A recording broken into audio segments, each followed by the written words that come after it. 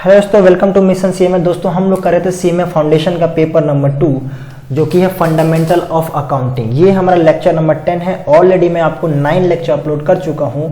जैसा कि मैंने आप लोगों को बताया था, मैं आपको सारे के सारे कॉन्सेप्ट टॉपिक वाइज कराऊंगा। एक एक टॉपिक करेंगे, अपनी स्टडी मटेरियल से करेंगे, ठीक है। तो मैंने अब तक जो 9 लेक्चर अपलोड किया है उसमें मैंने आपको चैप्टर 1 का यूनिट 1.1 कंप्लीट करा दिया है, यूनिट 1.2 कंप्लीट करा दिया, यूनिट 1.3 में मैंने डबल एंट्री सिस्टम कंप्लीट करा दिया है। डबल एंट्री सिस्टम के बाद एक और टॉपिक था अकाउंटिंग इक्वेशन, ये भी हमने लास्ट टॉपिक में कवर कर लिया था।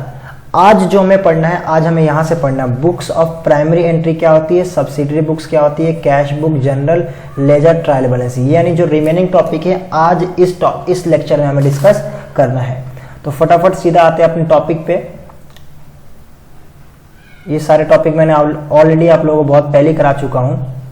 अकाउंटिंग इक्वेशन भी लास्ट में करा दिया था। हाँ, आज हमारा है लेक्चर नंबर 10 और आज हमें डिस्कस करना है अपना यहाँ से। तो सबसे पहला है डबल एंट्री सिस्टम, जो कि मैंने आप लोगों को ऑलरेडी लास्ट लेक्चर में कंप्लीट करा दिया है। उसके बाद आता है बुक्स ऑफ प्राइमरी एंट्री या सब्सिडरी बुक्स। अब डबल एंट्री सिस्टम तो कंप्लीट करा चुका हूं, बुक्स ऑफ प्राइमरी एंट्री या सब्सिडरी बुक्स इस लेक्चर में हम कवर कर लेंगे। तो सबसे पहले अगर बात करूं कि sir books of primary entry क्या होती है, तो बुक्स ऑफ प्राइमरी एंट्री हम जनरल एंट्री को ही बोलते हैं। यहाँ पे मैं लिख दिया books of primary entry equal to journal entry, यानी जनरल एंट्री को ही हम बुक्स ऑफ प्राइमरी एंट्री बोलते हैं।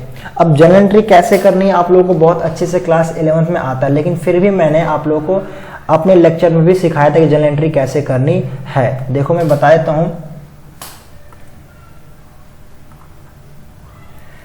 मैंने आप लोगों को जनरल एंट्री लेक्चर नंबर 8 में ही कंप्लीट कराई थी। लेक्चर नंबर 8 अपलोड किया था। तो लेक्चर नंबर 8 में मैंने आपको कैसे जनरल एंट्री पास करनी है, जनरल एंट्री में कितने रूल्स हैं और जनरल एंट्री पास करने के कितने तरीके हैं, सारी की सारी चीज़ें मैं आपको लेक्चर नंबर 8 में ही मैंने डिस्कस कर ली थी, ठीक है।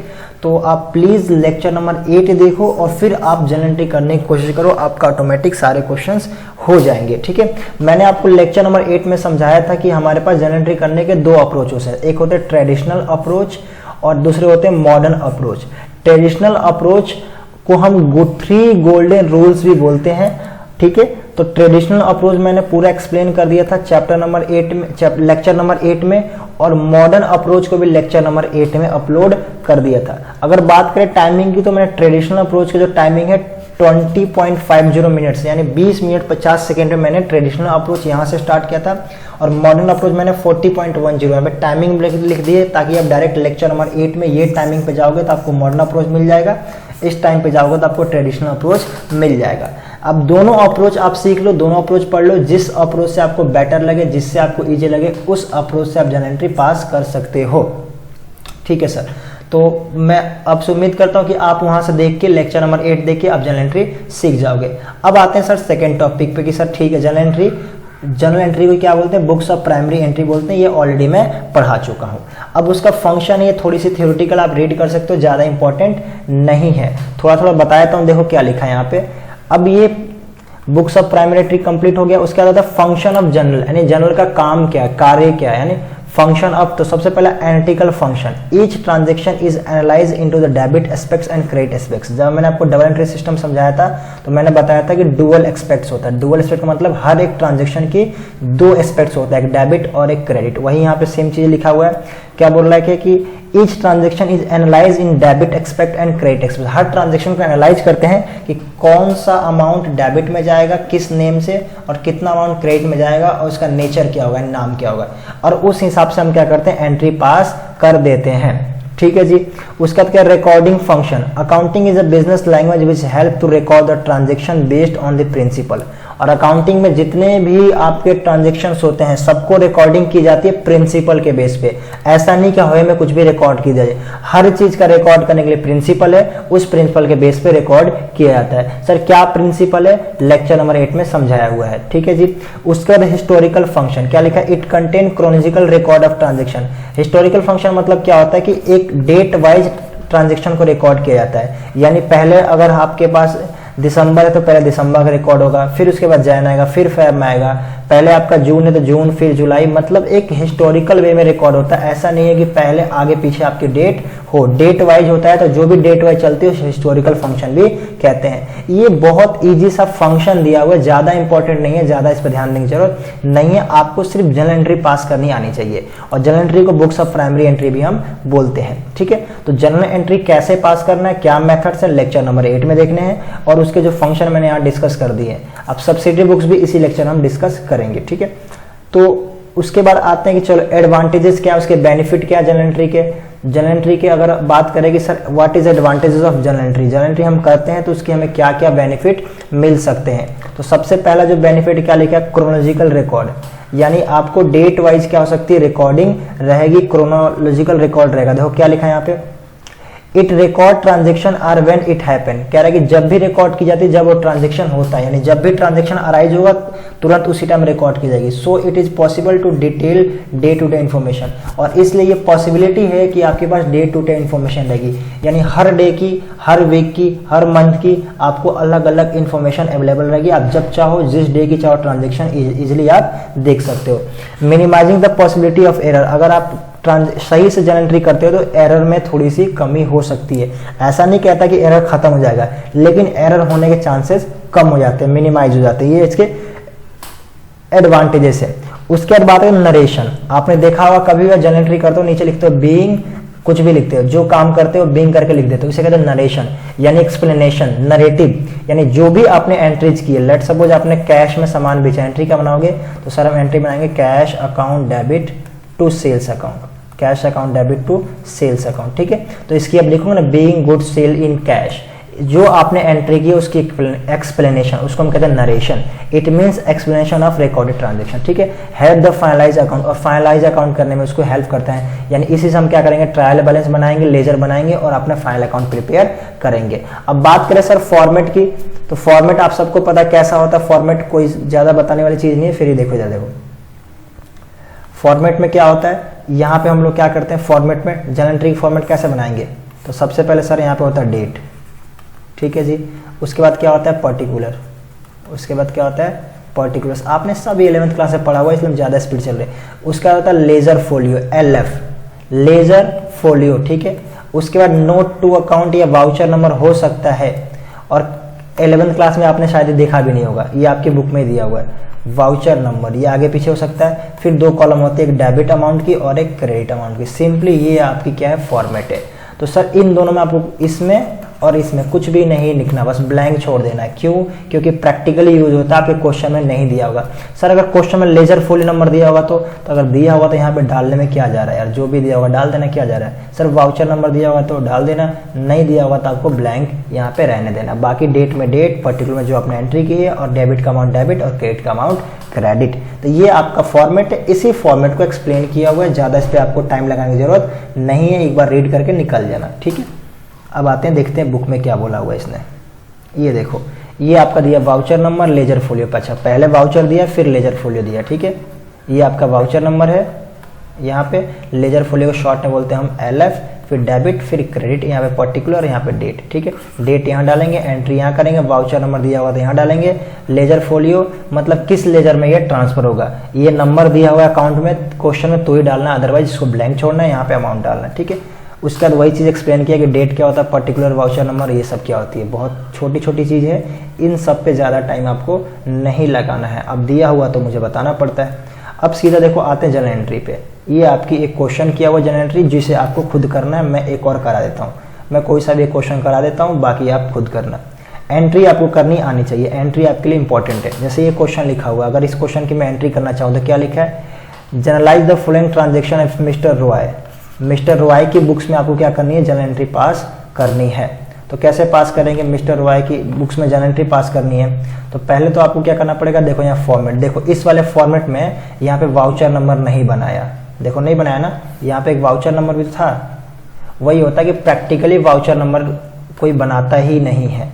अगर प्रैक्टिकल आपके क्वेश्चन में दिया हुआ है वाउचर नंबर तो ही बनाना, अदरवाइज बनाने की भी ज़्यादा जरूरत नहीं। लेकिन LF जरूर बनाना, ये इंपॉर्टेंट है, LF जरूर बनाना आप लोग, ठीक है जी।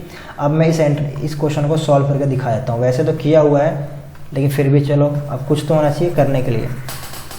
क्या लिखा है यहाँ पे, लिखा है कि he started business with capital उसने लगाया, बिजनेस में स्टार्ट किया तो कैपिटल ग्रुप में क्या क्या लगाया, प्लांट लगाया, बैंक लगाया, स्टॉक लगाया।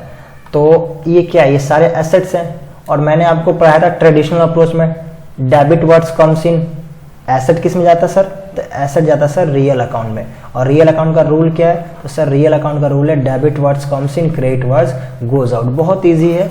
तो सर एसेट्स आ रहे हैं तो हम क्या करेंगे, यानी एंट्री बनाएंगे एसेट्स हैं तो plant account debit, plant account debit. और क्या बनाएंगे sir, bank account debit, bank भी हमारे लिए एसेट्स है तो बैंक अकाउंट डेबिट। और क्या बनाएंगे sir, stock, stock account debit. अच्छा सर हमें ट्रेडिशनल नहीं आता, मॉडर्न से कर सकते हैं क्या, मॉडर्न से भी कर दो। मॉडर्न बताया था मैंने AE, ठीक है, और उसका बताया था LIC, लाइबिलिटी इनकम कैपिटल, और AE मतलब एसेट और एक्सपेंस। और मैंने कहा था कि इन दोनों के बैलेंस डेबिट होते हैं और इन सब के बैलेंस क्रेडिट होते हैं। यानी जिसका बैलेंस डेबिट है उसको इंक्रीज करना है तो और डेबिट। रीजन मैंने सब वहां समझाया था, यहाँ पे प्लीज रीजन मत पूछना। और इसको इंक्रीज करना है तो और क्रेडिट, ठीक है। और रिवर्स जाएंगे, अगर इसको डिक्रीज करना है तो क्रेडिट और इसको इंक्रीज करना है तो डेबिट, सॉरी इसको डिक्रीज करना है तो डेबिट, ठीक है। एक बार प्लीज लेक्चर नंबर 8 देख लो, समझ में आ जाएगा सारी चीजें, ठीक है जी। तो ये सारे मेरे क्या हो गए डेबिट। कितने अमाउंट है सर, 10,000। यहाँ पे कितना है मेरा, बैंक 8,000 और मेरा स्टॉक कितना है 12,000। 2 अब जरा मुझे बताओ, जब ऑनर पैसा लगाएगा उसको क्या बोलते हैं सर, कैपिटल। और कैपिटल का बैलेंस क्या होता है, LIC, कैपिटल का बैलेंस होता है क्रेडिट। तो क्या कर देंगे, कैपिटल इंक्रीज हो रहा है तो क्रेडिट। कितना, तो टोटल आएगा 20 to 30, आई थिंक 30,000 आएगा। ये मेरी फर्स्ट एंट्री बन गई। अगर नरेशन की बात करोगे सर, नरेशन क्या लिखेंगे, तो being plant bank and stock invested bye mister Roy in the business लिख सकते, कोई दिक्कत नहीं है। या introduce by mister Roy in the business, introduce लिख लो, इन्वेस्ट लिख लो, जो लिखना लिखो। ये आपकी एंट्रीज बन गई, बहुत सिंपल है। दूसरा क्या, बाउट फर्नीचर फॉर रीसेल। अब देखो कभी भी हम रीसेल के लिए फर्नीचर, कोई भी स्टॉक या कोई भी गुड्स अगर रीसेल के लिए खरीदते हैं तो फिर हम उसका नाम यूज नहीं करते, उसको डालते हैं परचेज अकाउंट में, आपको पता होगा। तो क्या हो जाएगा इसका एंट्री, फर्नीचर अकाउंट डेबिट। कुछ नहीं बोला, ना तो कैश ही बोला है ना किसी का नाम दिया। अब तो इसका मतलब क्या है, ये कैश में ही है। क्योंकि देखो अब बोलोगे सर कैश तो कहीं लिखा नहीं, तो कैसे पता आपको कैश में। तो अगर कैश नहीं लिखा तो कम से कम क्रेडिट में होता, तो जिस पर्सन से हमने परचेज किया उसका नाम तो देना चाहिए। अब हम किसको क्रेडिटर बना दे, किसी का तो नाम ही नहीं दिया, तो ये मुझे क्या करना पड़ेगा, जब कुछ नहीं होता तो कैश में ही होता है। ना तो कैश वर्ड यूज किया है और ना क्रेडिटर का कोई इंडिकेट किया है, इसका मतलब ये कैश ही होगा। क्लियर है ना। तो क्या एंट्री बनेगी मेरी, purchase account debit to cash account, ठीक है। कितना, 5,000 और 5,000 being furniture purchase for resale. और सर अगर ये वर्ड नहीं लिखा होता तो, अगर रीसेल नहीं लिखा होता तो, यानी फर्नीचर परचेज, फर्नीचर हमने परचेज किया, अब रीसेल नहीं करना, यानी फर्नीचर स्टॉक नहीं है। जब कोई गुड्स परचेज करते हैं वो स्टॉक होता है तो ही परचेज अकाउंट में जाएगा, क्योंकि परचेज और सेल को कंपेयर करके प्रॉफिट निकाला जाता है। यहाँ पे क्या बोला हुआ है कि आपको रीसेल नहीं करना, यानी उस एसेट्स को यूज करना है। और जब हम एसेट को यूज करते हैं उसको बोलते हैं फिक्स एसेट्स। अगर फिक्स एसेट आप खरीदते हो तो उसका नाम लिखा जाएगा, ना कि परचेज। यानी अगर यही रीसेल यहाँ नहीं लिखा होता ना तो इसकी एंट्री बनती furniture account debit, furniture account debit to sales account ₹50,000 और ₹50,000। ये एंट्री बनती अगर मैं रीसेल वर्ड नहीं लिखा होता तो। प्लीज आप फिर से बोल रहा हूँ कि लेक्चर 8 एक बार देख लो, ठीक है जी। उसके बाद क्या लिखा है, bought furniture for office decoration, office decoration के लिए खरीदा है फर्नीचर। यानी फर्नीचर ऑफिस में तो आएगा ही आएगा ना, डेकोरेट करो कुछ भी करो, फर्नीचर तो कंपनी के पास आ गया और मुझे रीसेल भी नहीं करना। तो क्या हुआ सर, इसमें दो हो जाएगा, एक तो फर्नीचर हमारा आ रहा है, हाँ सर ठीक है, और फर्नीचर आ रहा है तो फर्नीचर क्या कर देंगे डेबिट, क्योंकि आपने कहा था एसेट आएगा तो डेबिट। और पैसा जाएगा तो क्या कर देंगे, कैश को हम कर देंगे क्रेडिट। यानी इसकी एंट्री बनेगी सेकंड वाली, इसकी एंट्री बनेगी, इसके दो पार्ट है, part A part B. Furniture account debit, देखो यहाँ मैंने वर्ड किया परचेज, क्यों, क्योंकि इसको रीसेल करना था, बट यहाँ पे हमने रीसेल नहीं करना, ऑफिस में यूज करना है। तो furniture account debit to cash account या बैंक अकाउंट, आप कुछ भी यूज कर सकते हो।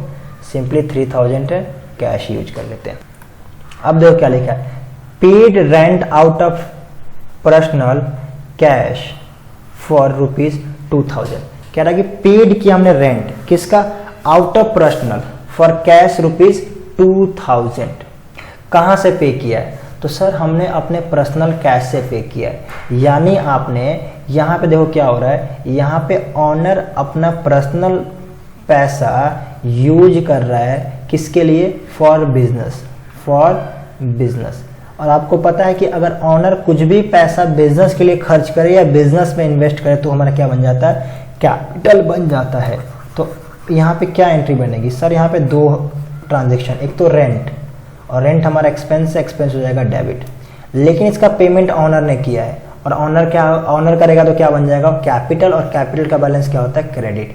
यानी एंट्री क्या बनेगी इसकी? तो सर एंट्री बन जाएगी rent account debit, rent account debit to capital account, rent account debit to capital account 2000 और कितना? 2000। सर उसके बाद क्या बनेगा? उसके बाद लिखा sold furniture out of those for resale. हमने खरीदा था उसको क्या कर दिया? बेच दिया। कितने में बेचा हमने? कितने में बेचा है हमने? जो फर्नीचर हमें बेचनी थी उसी फर्नीचर में से 6000 का बेच दिया है। तो सर 6000 का फर्नीचर सेल करोगे, लेकिन ये कौन सा फर्नीचर बोल रहा है? फिक्स एसेट नहीं बोल रहा है, रीसेल वाला फर्नीचर, यानी स्टॉक बिका है। तो स्टॉक बिकता तो नॉर्मल एंट्री होती है। क्या एंट्री होती है? Cash account debit, cash account debit 6000 to furniture नहीं आएगा, टू सेल आएगा, क्योंकि सर स्टॉक बेच रहे हैं ना। तो टू सेल्स अकाउंट कितना? 6000 और 6000। उसके बाद क्या बोला? Paid salary to mister X 1200। Mister X को 1200 रुपये की सैलरी दी गई। मिस्टर एक्स कौन है? अच्छा मिस्टर ऑनर तो मिस्टर रॉय है ना। तो मिस्टर एक्स को 1200 रुपये की सैलरी दी गई है। तो क्या एंट्री बनेगी? Salary account debit to cash account. क्या बन जाएगा मेरे पास यहाँ पे? Salary account debit. क्यों सर? सैलरी क्या हमारा एक्सपेंस है, और एक्सपेंस क्या होता है? डेबिट, अभी समझाया था। और कैश हमारा क्या? एसेट, और कैश जाएगा तो क्या हो जाएगा? क्रेडिट। तो salary account debit to cash account कितना? 1200 और 1200, ये एंट्री आप कर लोगे। उसके बाद क्या है सर? अब आपका क्या है? Purchase goods from mister Mukherjee for cash कितना? 3000। मिस्टर मुखर्जी से हमने गुड्स खरीदा कैश में। तो जब कैश में खरीदा तो इस मिस्टर मुखर्जी का कोई लेना देना हमें नहीं है, इस नाम का कोई मतलब ही नहीं। जब मैंने कैश में खरीदा तो कैश में एंट्री करूंगा। गुड्स परचेज किया कैश में, यानी परचेज अकाउंट डेबिट। परचेज हमारा क्या? एक्सपेंस है, डेबिट कर दो to cash account, to cash account. Purchase account debit to cash account कितना? 3K और 3K, 3000 और 3000। Sold goods to mister Sen on credit. हाँ, अगर किसी को हम क्रेडिट में सामान बेचते हैं तो जिसको हमने सामान बेचा हमारा क्या बन जाएगा? डेटर। सिंपल सी बात है, अगर क्रेडिट सेल करते किसी को तो डेटर बन जाएगा। और डेटर हमारा क्या होता है? एसेट्स, और एसेट्स हमारा क्या होते हैं? डेबिट। अब क्यों? क्योंकि सर एसेट इंक्रीज कर रहा था, इंक्रीज कर डेबिट। और सेल हमारा क्या होता है? रेवेन्यू। रेवेन्यू क्या होता है हमारा? क्रेडिट, यानी इनकम क्या हो जाएगा? क्रेडिट। यानी debtors account debit to sale account. और डेटर्स हमारा कौन है यहाँ पे? मिस्टर सेन। तो इसकी एंट्री बन जाएगी mister Sen account debit, mister Sen account debit to sales account, to sales account. Amount कितना है? 8000 और 8000। यहाँ पे डेट डाल दो। नरेशन में क्या लिखोगे? Being goods sold to mister Sen on credit. ठीक है जी, कोई दिक्कत नहीं इसमें। अच्छा सर उसके बाद क्या है? तो उसके बाद हमारे पास है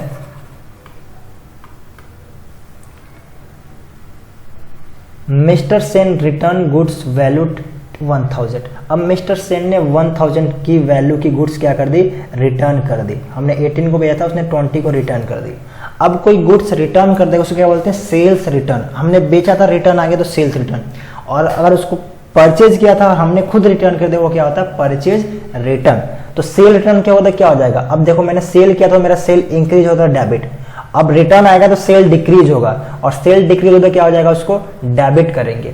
सेल डिक्रीज होगा तो डेबिट, और इंक्रीज होगा तो क्रेडिट। क्यों? क्योंकि सेल इंडिकेट करता है इनकम को, और LIC समझाया था मैंने, LIC के बैलेंस क्या होता है? क्रेडिट। यानी ये सारे बढ़ेंगे तो क्रेडिट और डिक्रीज होंगे तो डेबिट। अभी मेरा सेल डिक्रीज हो रहा है तो डिक्रीज होगा तो क्या हो जाएगा? डेबिट।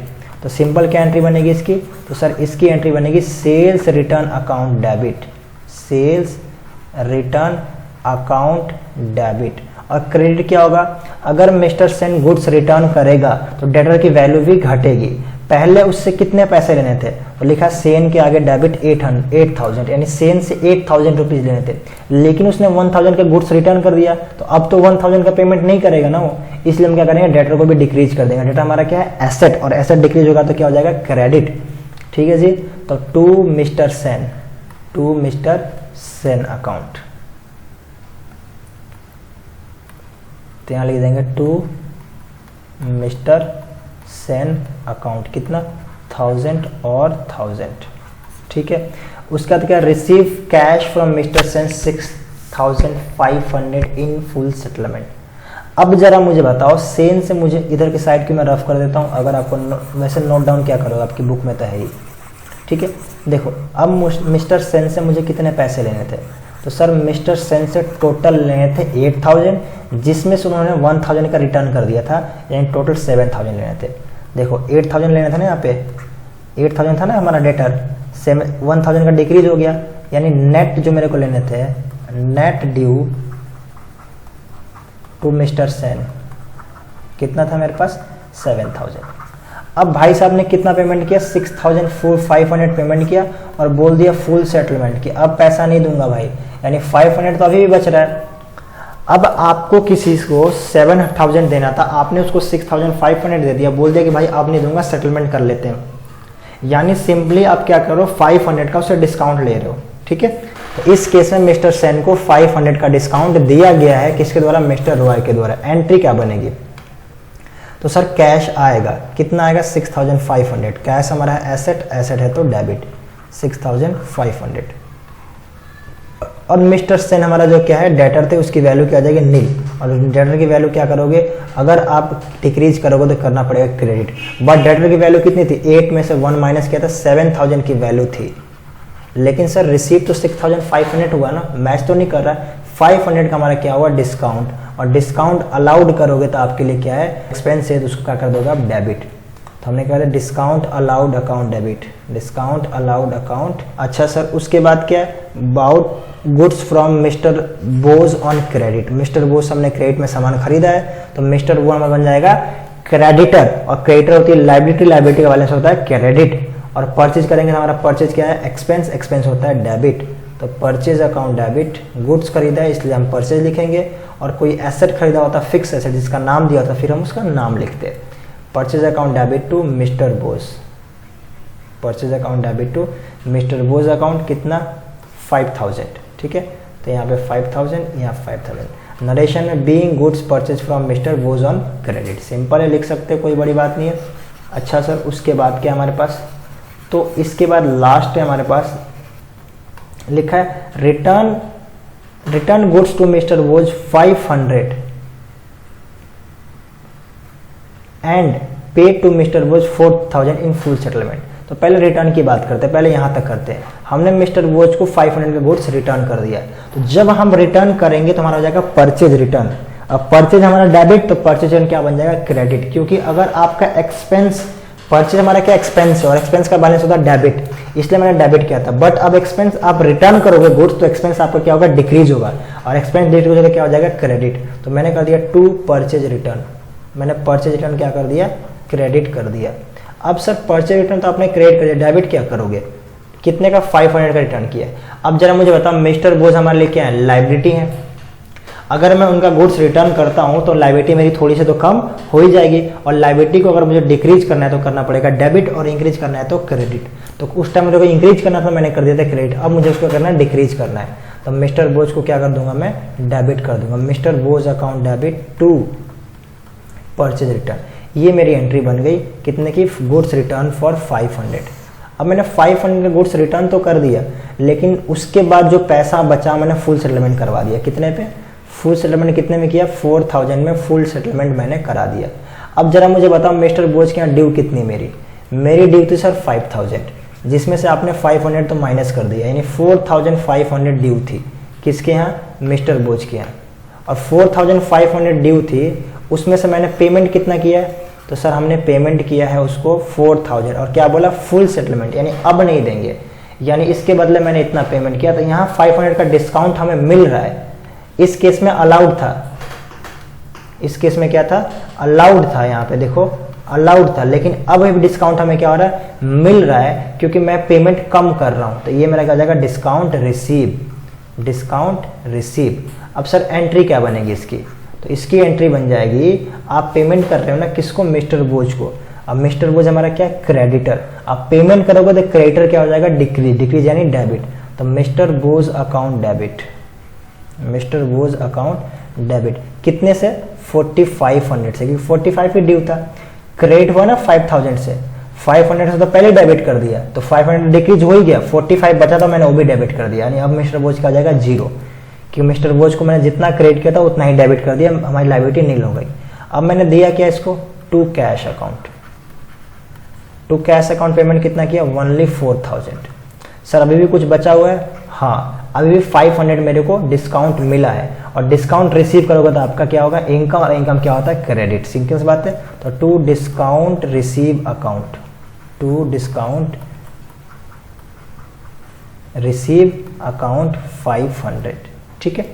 तो ये मैंने एंट्री बना दूंगा इस क्वेश्चन की, डेट नंबर 30 का, और क्या लिख दूंगा, पेड मिस्टर बोझ 4000 in full settlement and receive 500 rupees in discount. कहानी खत्म हो गई। तो ये मेरा होता है जनरल एंट्री। अब तो मैंने जनरल एंट्री बहुत स्पीड में करके समझा दिया, लेकिन अगर आपने लेक्चर नंबर 8 बहुत अच्छे से देखा होगा तो आप जनरल एंट्री इजीली खुद से कर पाओगे, ठीक है। तो जनरल एंट्री के एडवांटेजेस, फंक्शन, फॉर्मेट, ये हमने सारी चीज़ें डिस्कस कर ली। देखो यहाँ पे एक ही अकाउंट बना दिया है मैंने, दो यहाँ पे एक ही एंट्री बन दी बोझ की, रिटर्न की भी और पेमेंट की भी, लेकिन मैंने 2 एंट्री कर दी, कोई दिक्कत नहीं। चाहो तो आप दोनों एक साथ मिक्स भी कर सकते हो, ठीक है ना। अब जो हमारा टॉपिक है, नेक्स्ट टॉपिक है, जो सबसे इंपॉर्टेंट टॉपिक है, वो है सब डिवीजन ऑफ जनरल। यानी जो अभी हमने जनरल एंट्री पढ़ी, क्या उसको हम कुछ पार्ट्स में डिवाइड कर सकते हैं। नाम क्या है, सब डिवीजन ऑफ जनरल्स। यानी जनरल का कई पार्ट बना देना, डिवाइड कर देना। तो हम जनरल को स्पेशली 2 पार्ट में तोड़ सकते हैं। पहला होता है जनरल जनरल और दूसरा होता है स्पेशल जनरल, ठीक है। तो स्पेशल जनरल को सब्सिडरी बुक्स भी बोलते हैं। 2 पार्ट में तोड़ा मैंने, पहला जनरल जनरल, ठीक है। इसका नाम एक और है, कंफ्यूज नहीं होना। अब देखो 4-5 नाम है, लेकिन मतलब 2 ही है सिर्फ उसका, कहीं कुछ बोलता है कहीं कुछ बोलता है। देखो हमने जनरल को सिंपली 2 पार्ट में डिवाइड किया। कितने पार्ट में, 2 पार्ट में। पहले को हम बोलते हैं जनरल जर्नल, या इसी को हम जर्नल प्रॉपर भी बोलते हैं, जर्नल प्रॉपर, ठीक है ना। आई होप कोई दिक्कत नहीं होना चाहिए। जनरल का 2 पार्ट है, पहला है जनरल जनरल और दूसरा है स्पेशल जनरल। अब स्पेशल जनरल बोल लो या सब्सिडरी बुक्स बोल लो, कोई सब्सिडरी बुक्स कहीं लिखा होता है, कहीं स्पेशल जनरल होता है, दोनों का मतलब एक ही है। यानी सब्सिडरी बुक्स को हम स्पेशल जनरल भी बोलते हैं और जनरल जनरल को जनरल प्रॉपर भी बोलते हैं। तो ये ही 2 टाइप हैं, 2 पार्ट हैं किसके, जनरल के। हम जब भी जनरल एंट्री बनाते हैं तो हम लोग क्या करते हैं, जनरल एंट्री में सारे के सारे ट्रांजेक्शन, जितने भी टाइप के ट्रांजेक्शन हो, एक ही बुक्स में मेंटेन कर देते हैं। जनरल एंट्री में क्या करते हैं, एक ही बुक्स में सारे के सारे ट्रांजेक्शन को हम क्या करते हैं, मेंटेन कर देते हैं। यानी एग्जाम्पल के तौर पे ये मेरी क्या है, जनरल एंट्री है, ठीक है। अब इस जनरल एंट्री में अगर मैंने सेल किया है तो भी इसी में एंट्री होगी, परचेज किया है तो भी इसी बुक में एंट्री होगी, रिटर्न इनवर्ड आया है तो भी इसी में, रिटर्न आउटवर्ड हुआ है तो भी इसी में, फर्नीचर परचेज किया तो भी इसी में, कैश में परचेज किया तो भी इसी में, क्रेडिट में परचेज किया तो भी इसी में। यानी नंबर ऑफ ट्रांजेक्शन हम क्या करते हैं, जनरल एंट्री में करते हैं। सारी की सारी ट्रांजेक्शन जनरल एंट्री में ही कर देते हैं। अब परेशानी ये है कि कोई बहुत लार्ज वॉल्यूम ऑफ एंट्रीज करनी है आपको, यानी कोई बहुत बड़ी कंपनी है। अब बहुत बड़ी कंपनी का मतलब है, अब उसमें क्या होंगे, आपके जो सेल के ट्रांजेक्शन होंगे वो लार्ज नंबर होंगे, लार्ज वॉल्यूम ऑफ ट्रांजेक्शन होंगे सेल के, परचेज के भी बहुत सारे ट्रांजेक्शन होंगे, ठीक है, रिटर्न के भी ट्रांजेक्शन बहुत ज़्यादा होंगे। यानी आपको ट्रांजेक्शन बहुत ज़्यादा होने की वजह से अगर आप एक ही बुक्स में एंट्री करोगे, एक ही बंदे पे लोड भी ज़्यादा पड़ेगा और वो ज़्यादा प्रॉपर सही से हो भी नहीं पाएगा। मतलब इसमें बहुत सारे सेल, बहुत सारे परचेज। देखो ये जो जनरल बनता है ना, ये छोटी मोटी कंपनी के लिए ठीक है यार, 10 दिन भर में 10 सेल किया, चलो लिख दिया। अब मान लो कि दिन भर में, पूरे दिन में लाखों सेल्स हैं, लाखों परचेज हैं, तो अकाउंट बोलता है कि क्यों ना यार कि जर्नल एंट्री के भी कुछ पार्ट बना दिए जाए, यानी जर्नल एंट्री को ही हम क्या कर दे, कुछ पार्ट में डिवाइड कर दे। यानी यहाँ पे आप क्या करते थे, सारे ट्रांजेक्शन करते थे, सारे सेल, रिटर्न, परचेज, ये वो सारे ट्रांजेक्शन एक ही में करते थे। अब क्या कि नहीं, ऐसे नहीं करेंगे, हम उसको 2 पार्ट में डिवाइड कर देते हैं। हम जर्नल एंट्री क्या करते हैं, 2 पार्ट में डिवाइड करते हैं। पहले को रखते हैं स्पेशल जर्नल। स्पेशल जर्नल क्या बोलते हैं, सब्सिडरी बुक्स भी हम बोलते हैं। अब इसमें क्या किया गया, देखो इसमें बहुत सारे पार्ट में डिवाइड कर दिए गए। जितने भी ट्रांजेक्शन लार्ज नंबर होते हैं ना, उनको हमने क्या कर दिया, अलग अलग अकाउंट, अलग अलग बुक मेंटेन कर दिया। एंट्री की, अकाउंट की नहीं बात नहीं कर रहा मैं, लेजर की तो बात ही नहीं कर रहा हूं, मैं अकाउंट बनाने की बात नहीं कर रहा हूं। मैं कह रहा हूं कि जितने भी ट्रांजेक्शन होते थे, अभी भी ट्रांजेक्शन होंगे, जितने की जर्नल एंट्री बनती थी अभी बनेगी, लेकिन सबकी अलग अलग बनेगी, सबकी अलग अलग बनेगी। मतलब क्या कहना चाहता हूं सर, मैं कहना चाहता हूं सेल की जर्नल अलग बनेगा, परचेज का जर्नल अलग बनेगा, कैश का जर्नल अलग बनेगा, और किसका बनेगा सर, रिटर्न होगा तो उसकी जर्नल अलग बनेगा, परचेज रिटर्न होगा तो अलग बनेगा, सेल रिटर्न होगा तो अलग बनेगा, बीआर बीपी का अलग बनेगा। मतलब जितने भी नंबर ऑफ ट्रांजेक्शन हैं जो कंपनीज में ज्यादा होते हैं और डेली नेचर के जो हमेशा होते हैं, उन सब का हमने जर्नल एंट्री अलग अलग करेंगे तो जनरल ही, लेकिन इसको सबको क्या कर देंगे, अलग अलग कर देंगे। यानी एक बंदे को पहले क्या था, सिंगल बंदा सेल परचेज, वो मिस्टेक भी कर सकता है, सेल के परचेज लिख दिया, परचेज में सेल लिख दिया, हो सकता है मिस्टेक हो जाए। तो कंपनी ने कहा नहीं, एक काम कर, ये रहा सेल बुक, इसमें सिर्फ सेल की जर्नल एंट्री की जाएगी। ये रहा परचेज बुक, इसमें सिर्फ परचेज की जाएगी। ये रहा कैश बुक, इसमें सिर्फ कैश की जाएगी। है तो जनरल का काम ही करेगा, काम जनरल का ही करना, लेकिन सबको क्लासिफाई करके अलग अलग करना है। तो सर सबका जब अलग अलग बनाएंगे तो उसको हम बोल देते हैं सब्सिडरी बुक्स। क्या बोल देते हैं, सब्सिडरी बुक्स। अब सर क्या जितनी भी कंपनी में ट्रांजैक्शन होंगे, हर एक ट्रांजैक्शन के लिए अलग अलग सब्सिडरी बुक्स बनाई जाएगी। मतलब हमने फर्नीचर परचेज किया तो फर्नीचर परचेज की अलग सब्सिडरी बुक्स, हमने सैलरी पे किया सैलरी पे की अलग सब्सिडरी बुक्स। नहीं, चाहो तो बना सकते हो, मना नहीं है, लेकिन सब्सिडरी बुक्स उसी की ज्यादा बनाई जाती है जो डेली नेचर के ट्रांजेक्शन है, जो रोज रोज होने के। जैसे कि परचेज तो ज्यादातर हमेशा होगा, सेल भी होगा, अच्छा परचेज ठीक है, सेल भी होगा हमेशा, बीपी बीआर भी होंगे हमेशा, कैश भी हमेशा आएगा जाएगा। तो ये कुछ ऐसे ट्रांजेक्शन है जो डेली बेसिस पे हमेशा होते रहते हैं। अब सर मान लो कि फर्नीचर बुक सर आपने नहीं बनाया, यहाँ पे सेल बुक परचेज बुक बताओ लिखा, लेकिन फर्नीचर बुक कहीं लिखा, इसलिए लिखा क्या रोज रोज फर्नीचर खरीदते हो यार, फर्नीचर बुक साल में 6 महीने में एक बार कभी 2 बार खरीद लेते हैं, तो इसकी अलग से बुक बनाने की जरूरत नहीं है।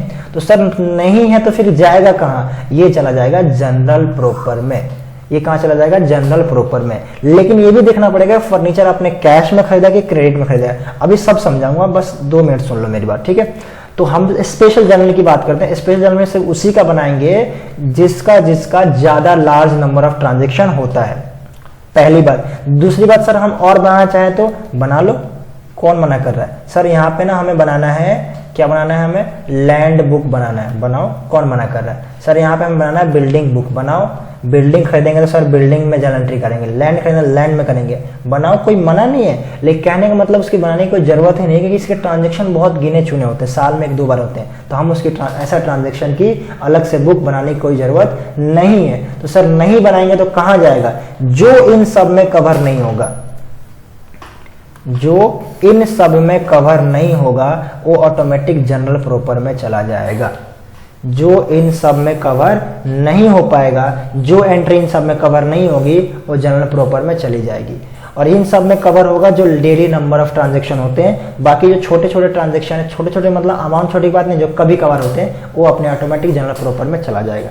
तो पहले हमें ये समझना पड़ेगा कि ये जो आपने नीचे नाम्स लिखे हैं जनरल स्पेशल जर्नल्स के, यानी सब्सिडरी बुक्स में, इसमें कौन कौन से कवर होते हैं और क्या कैसे बनता है और क्या इन सब का मतलब है, ठीक है। तो पहले हम बात करते हैं फटाफट सब्सिडरी बुक्स। तो देखो सब्सिडरी बुक्स क्या है, जनरल का एक पार्ट है, 2 पार्ट है, एक जनरल प्रॉपर, एक सब्सिडरी बुक्स। तो सब्सिडरी बुक्स में हमने क्या किया, सबके अलग अलग बुक बना दिए, सबके अलग अलग बुक बना दिए। सबसे पहला हमारे पास है क्या, तो सर सबसे पहला है कैश बुक। अब सर कैश बुक में कौन सी एंट्री होगी, ऑल कैश ट्रांजेक्शन। जितनी भी कंपनी में कैश में ट्रांजेक्शन होगी उन सबको हम कैश बुक में मेंशन कर देंगे। तो सर परचेज बुक में क्या होगा, क्रेडिट परचेज ऑफ गुड्स। अगर हम क्रेडिट परचेज करेंगे किसी गुड्स का तो चला जाएगा किसमें, गुड्स मतलब क्या, स्टॉक, जिसको मुझे रीसेल करना है, समझना, ये ध्यान से समझना, यहाँ पे बहुत इंपॉर्टेंट चीज है, मिस कर देते हो। देखो कैश बुक में मैंने क्या बोला, all cash transaction, all cash transaction, यानी कैश में कुछ भी ट्रांजेक्शन होगा कहां जाएगा, कुछ भी, एनीथिंग, कुछ भी हो वो किस में चला जाएगा, कैश बुक में चला जाएगा। एग्जाम्पल के लिए, सर हमने गुड्स सेल किया कैश में, गुड्स क्या किया, सेल किया कैश में, गुड्स सेल इन कैश, ये कहां जाएगा, क्योंकि आपने यहाँ पे सेल बुक भी लिखा है, तो क्या सेल बुक में जाएगा, नहीं कैश में जाएगा। क्यों सर, क्योंकि कैश में है। अच्छा सर, हमने परचेज किया गुड्स कैश में, तो कहां जाएगा, क्योंकि आपने यहाँ पे परचेज बुक भी लिखा है, तो किस में जाएगा, नहीं ये भी कैश में जाएगा। तो सर इसमें क्या जाएगा, इसमें देखो क्या लिखा है, क्रेडिट परचेज ऑफ गुड्स, यानी क्रेडिट में परचेज होगा तो परचेज बुक में जाएगा, और क्रेडिट सेल ऑफ गुड्स, और क्रेडिट में सेल होगा तो सेल बुक में जाएगा। लेकिन अगर कैश सेल है या कैश परचेज है तो सेल बुक या परचेज बुक में नहीं जाएगा। क्यों नहीं जाएगा, क्योंकि ऑटोमेटिक वो कैश बुक में कवर हो रहा है। तो जब कैश बुक में चला गया तो सर परचेज और सेल बुक में क्यों जाएगा। लेकिन सर हमने तो सुना था कि लेजर में जब बनाते हैं तो कैश की लेजर, कैश की एंट्री कैश के लेजर में भी करते हैं और सेल की लेजर एंट्री सेल के लेजर में भी करते हैं। लेकिन ये लेजर नहीं है, तो जनरल है ना, तो जनरल में तो एक ही जगह एंट्री होती है। आप कहोगे कि सर अगर हम कैश में सामान बेचेंगे तो कैश अकाउंट में जाएगा और सेल अकाउंट में जाएगा, लेकिन वो अकाउंट एंड लेजर की बात हो रही है, लेजर में दो जगह जाता है, मना नहीं कर रहा हूं, लेकिन ये तो आप जनरल बना रहे हो और आपको पता है जनरल एंट्री में एक ही जगह एंट्री होती है। तो इसलिए सिंपली आप कैश में जो भी ट्रांजेक्शन करोगे वो कैश बुक में जाएगा। उसके अलावा अगर सर हमने क्रेडिट में ट्रांजेक्शन किया, अब क्रेडिट में ट्रांजेक्शन क्या किया, अगर परचेज किया है परचेज बुक में क्या जाएगा, क्रेडिट परचेज। सेम क्या है, परचेज रिटर्न बुक, आपने जो भी यहाँ पे परचेज किया था अगर उसका रिटर्न करोगे तो परचेज रिटर्न बुक में चला जाएगा। अच्छा सर, सेल बुक में क्या आ जाएगा, क्रेडिट सेल, अगर उधार में बेचोगे क्रेडिट में सेल करोगे तो क्या आ जाएगा, सेल बुक में जाएगा। लेकिन कैश में करोगे तो यहीं आ जाएगा। अगर उसमें से कुछ रिटर्न किया तो सेल रिटर्न बुक में जाएगा। बिल्स रिसीवेबल बुक, तो सर अगर आपको पता है बीआर क्या होता है, बिल्स रिसीवेबल है ना, अगर आपने कोई बीआर की एंट्री की है तो बिल्स रिसीवेबल जाएगा, और कोई आपने बीपी की एंट्री की है तो क्या जाएगा, बिल्स पेबल में जाएगा। ठीक है, तो यहाँ पे जो भी सारे जो डेली डे टू डे के नेचर के ट्रांजेक्शन है वो यहीं कवर हो जाते हैं। कैश में सारे जाएंगे, आपने कोई फिक्स एसेट सेल कर दिया तो भी कैश में, कोई फिक्स एसेट परचेज किया तो भी कैश में। अगर कैश में किया है ट्रांजेक्शन तो लेट सपोज आपने फर्नीचर खरीदा 10,000 का कैश में, तो सर फर्नीचर बुक तो है नहीं, अरे ये कैश है ना, तो फर्नीचर बुक क्यों ढूंढ रहे हो, कैश में डालो फटाफट। सर अगर हमने फर्नीचर क्रेडिट में खरीदा तो तब तो फर्नीचर बुक यहाँ होना चाहिए था ना, हाँ फर्नीचर बुक होना चाहिए था, बट फर्नीचर बुक कौन बनाता है, ये कभी कवर होता है, तो इसको हम कहाँ डाल देंगे, फर्नीचर अगर हमने क्रेडिट में खरीदा है तो तब कहीं भी कवर नहीं हो पाएगा, क्योंकि कैश वाला बोलता मुझे कैश में चाहिए, फर्नीचर कैश में तो है नहीं और बाकी कहीं कवर नहीं होगा। तो अगर आपने फर्नीचर खरीदा है किस पे, क्रेडिट पे, कोई एसेट खरीदा क्रेडिट पे, तो वो चला जाएगा ऑटोमेटिक जनरल प्रॉपर में। वो कहाँ चला जाएगा, जनरल प्रॉपर में। ठीक है ना, आई होप आपको समझ में आ गया किस में कौन सी एंट्री की जाएगी। अब सबसे पहले बात करते कि सर ठीक है हम सब समझ में आ गया, अब हमें बताओ कि कैश बुक कैसे मेंटेन करते हैं। तो पहले हम सीखते हैं कि कैश सब्सिडियरी बुक्स में जितने पार्ट है ना वो सबको कैश बुक कैसे मेंटेन करना है, परचेज रिटर्न ये सारी चीज़ें कैसे बनाना है, और फिर हम सीखेंगे जनरल प्रॉपर कैसे बनाना है। ठीक है, देखो जनरल प्रॉपर सीखने की कोई ज़रूरत नहीं है, जनरल प्रॉपर जो आप नॉर्मल जनरल एंट्री करते हो वैसी बनती है, जनरल प्रॉपर जो आप नॉर्मल जनरल एंट्री करते हो वैसी बनती है, लेकिन इन सब में थोड़ा थोड़ा चेंज है। सब्सिडियरी बुक्स में चेंज किया गया, जनरल प्रॉपर में कुछ भी चेंज नहीं है। अभी जो मैंने जनरल एंट्री बना के दिखाई सेम वही फॉर्मेट वही रूल सब कुछ वही लगेगा। ठीक है, सेम एज जनरल, फॉर्मेट भी सेम है, रूल भी सेम है, सब कुछ सेम है। ठीक है ना, इसमें कौन कौन सी एंट्री आती है जो यहाँ पे कवर नहीं हो पाई, सैलरी पेड। अब सैलरी पे आपने कैश में किया तो ऑटोमेटिक कैश में आ जाएगा, बात समझ में आती है। सर डेप्रिसिएशन, हाँ डेप्रिसिएशन कहीं नहीं आएगा, यहाँ आ जाएगा ऑटोमेटिक। सर आउटस्टैंडिंग सैलरी, वो यहाँ आ जाएगा आउटस्टैंडिंग सैलरी, क्योंकि आउटस्टैंडिंग सैलरी है, पे किया तो यहाँ आ जाता। क्रेडिट परचेज हो तो यहीं आ जाएगा, है ना। Sale of fix asset in cash, तो sale of fix asset in cash, cash तो यहाँ आ गया। Sale of fix asset in credit तो यहाँ आ जाएगा, बात समझ में आता है। तो ऑटोमेटिक सारी चीजें आपकी कवर हो जाएगी। अब सर फटाफट बात करते हैं कि सर ठीक है कैश बुक कैसे बनाओगे। देखो कैश बुक के भी ना तीन टाइप है हमारे पास कैश बुक के, हमारे पास क्या है, तीन टाइप है। पहला है सिंगल कॉलम कैश बुक, दूसरा डबल कॉलम कैश बुक और तीसरा ट्रिपल कॉलम कैश बुक। अब देखो जो कैश बुक बनेगा ना वो एकदम same as it is cash account के जैसा ही बनेगा। अब देखो सर अब कंफ्यूज मत ना बोलना, अब ये मत बोलना कि सर अभी आपने कहा था कैश बुक और कैश अकाउंट में डिफरेंस है। हाँ डिफरेंस है, मैं डिफरेंस मना नहीं कर रहा हूँ, लेकिन दिखने में बनाने में वैसे ही बनता है जैसे कैश अकाउंट बनता है। डिफरेंस ये है कि कैश बुक जो होता है वो जनरल की जगह बनता है और अकाउंट अपना अकाउंट लेजर है वो, ठीक है। तो इस पर कोई ये नहीं है कि सेम होता है, बट दिखने में 99.99% सेम होता है और रूल भी हम वही यूज करते हैं जो कैश अकाउंट बनाने के लिए यूज करते हैं। देखो अभी सिखाते हैं। तो सबसे पहले बात करते हैं सिंगल कॉलम कैश बुक की। अब sir single column cash book देखो, ये आपके पास सिंगल कॉलम कैश बुक बना हुआ है, ये मैं थोड़ा सा मिटा देता हूँ क्योंकि ये थोड़ा मेरे को लग रहा है, अब लो, ठीक है। ये सिंगल कॉलम कैश बुक बना हुआ है। अब इसमें एंट्री कौन सी करनी है हमें, तो सर कैश बुक में एंट्री किसी होगी, सिर्फ कैश की। तो ये जो कॉलम लिखा हुआ है ना सिंगल कॉलम में, तो सिंगल कॉलम में सिर्फ कैश की एंट्री होती है, बैंक की भी नहीं, नो बैंक। कौन सा, ओनली कैश, बैंक की भी एंट्री नहीं होगी, सिर्फ कैश की एंट्री की जाएगी। अब जरा मुझे बताओ अभी इसमें एंट्री कैसे करनी है, अभी सीखते हैं। देखो जरा मुझे बताओ कैश हमारा क्या होता है, तो सर कैश हमारा होता है एसेट्स। कैश हमारा क्या होता है, एसेट्स। सिंपल सी बात है, कोई बड़ी बात नहीं पूछी मैंने बस इतना पूछा कि कैश हमारा क्या होता है, तो सर कैश होता है एसेट्स, इसमें कौन सी बड़ी बात है। और एसेट का बैलेंस क्या होता है, तो सर एसेट का बैलेंस होता है डेबिट। डेबिट बैलेंस का मतलब क्या है, जो जिसका बैलेंस होता है उसी के साथ वो फ्लो करता है, जो जिसका बैलेंस होता है उसी के साथ वो फ्लो करता है। मतलब ये कि अगर एसेट का बैलेंस डेबिट है तो एसेट इंक्रीज करेगा तो और डेबिट, और डिक्रीज होगा रिवर्स जाएगा तो क्रेडिट, है ना। यानी सिंपल सी बात है, कैश हमारा एसेट है ना, तो एसेट का नेचर डेबिट है तो कैश का नेचर भी डेबिट होगा। यानी सिंपली कैश मेरा इंक्रीज होगा तो डेबिट और कैश मेरा डिक्रीज होगा तो क्रेडिट। यानी अगर मेरा इंक्रीज होगा तो डेबिट यानी प्लस, बढ़ेगा तो डेबिट साइड, और क्रेडिट यानी घटेगा तो क्रेडिट साइड। सर बढ़ेगा कब, जब हम कैश रिसीव करेंगे, यानी इसको हम बोलते हैं रिसिप्ट। अच्छा सर अभी तो आपने पर्टिकुलर लिखा था, कहीं कहीं पर्टिकुलर भी लिखा होता, कोई बड़ी बात नहीं है। अगर रिसीव होगा कैश रिसिप्ट होगा तो सीधी सी बात है इंक्रीज होगा, बढ़ेगा तो डेबिट साइड जाएगा। और कैश अगर डिक्रीज होगा तो उसको हम क्या बोलेंगे, कैश डिक्रीज कब होगा, जब हम पेमेंट करेंगे, और पेमेंट जब करेंगे तो यहाँ पे, और इसको लिख देंगे हम क्रेडिट साइड, ठीक है। अच्छा सर रिसीव होगा तो जिस रीजन से रिसीव होगा उसको हम यहाँ लिखेंगे, मान लो टू करके उस रीजन का नाम लिखेंगे। अभी मैं क्वेश्चन भी कराऊंगा, ये मैंने पहले थोड़ा समझा देता हूँ, ठीक है, फिर मैं क्वेश्चन कराऊंगा बुक का क्वेश्चन। एग्जाम्पल के तौर पे मैंने सर सेल कर दिया, मैंने सेल कर दी 1 लाख रुपए की, और इस 1 लाख रुपए मेरे को कैश में रिसीव हुआ है। तो कैश में रिसीव हुआ है कितने का, कैश सेल किया 1 लाख रुपए, तो मैं यहाँ पे क्या लिखूंगा, मैं यहाँ पे लिखूंगा 1 लाख रुपए कैश, यानी 1 लाख रुपए मैंने क्या कर दिया कैश में डेबिट साइड यानी इंक्रीज कर दी, बढ़ा दिया ना। लेकिन यहाँ पे क्या लिखूं, डेबिट साइड 2 और क्रेडिट साइड बाई।